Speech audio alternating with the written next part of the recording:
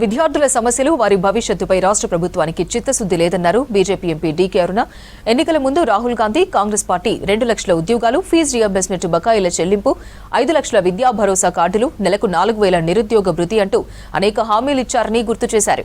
అధికారంలోకి వచ్చాక విద్యార్థులు, యువతకు ఇచ్చిన హామీలను అమలు చేయడంలో కాంగ్రెస్ ప్రభుత్వం పూర్తిగా విఫలమైందన్నారు. ఫీజు రియంబర్స్మెంట్ బకాయిలు విడుదల చేయాలంటూ హైదరాబాద్ బీజేపీ రాష్ట్ర కార్యాలయంలో రామచంద్రరావు చేస్తున్న దీక్షకు సంఘీభావం తెలిపారు డీకే అరుణ. విద్యార్థుల భవిష్యత్తును కాపాడలేని రేవంత్ రెడ్డి సీఎం పదవికి రాజీనామా చేయాలని డిమాండ్ చేశారు. రోజు మీడియాలో ఏదో ఒక బ్రేకింగ్ న్యూస్ కనబడాలని ఆకాంక్ష తప్పితే నిజంగా చెప్పిన మాటలన్నీ కూడా నేను నిలబెట్టాలి.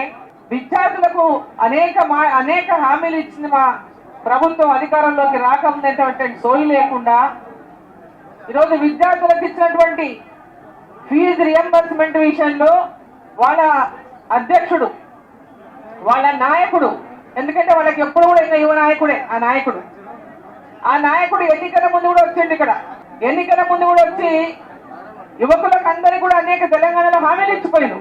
ఫీజు రియంబర్స్మెంట్ చేస్తామని, చదువుకునేటటువంటి పిల్లలకు వాళ్ళ హైయర్ ఎడ్యుకేషన్ కోసం బ్యాంకులలో 5 లక్షల రూపాయలు రుణం అందిస్తామని ఇంతకుముందు చెప్పిన మనం దాదాపు 30 లక్షల మందికి పైగా దరఖాస్తులు చేసుకున్నారు. కానీ ఇప్పటిదాకా ఎవరికి కూడా 5 లక్షల రూపాయల వాళ్ళ అంటే బ్యాంకుల రుణాలు ఎవరికి ఇప్పించలేదు. హైయర్ ఎడ్యుకేషన్ కూడా ఎవరికి డబ్బులు ఇవ్వలేదు. అనేక మంది విద్యార్థుల చదువులు పూర్తి చేసుకున్నటువంటి వాళ్ళు నిరుద్యోగులు వాళ్ళకు నెలకు 4,000 రూపాయలు ఇస్తామన్నారు. ఇవన్నీ కూడా ఏమీ నెరవేర్చలేదు. ఈరోజు విద్యార్థులు రోడ్ల మీద పెద్ద ఎత్తున పోరాటాలు చేసినా ఏమంటున్నాడు, వీళ్ళంతా క్రిమినల్ వేస్ట్ అంటున్నారు. మిమ్మల్ని అందరినీ కూడా ఈ రాష్ట్ర ముఖ్యమంత్రి క్రిమినల్ వేస్ట్ అంటున్నాడు. మీరు చదువుకునే చదువులు వేస్ట్, ఏమి జ్ఞానం ఉండలేదు, చదువులకు వాళ్ళకి అప్లికేషన్ కూడా రాయడానికి వస్తలేదు అంటున్నాడు మన రాష్ట్ర ముఖ్యమంత్రి గారు.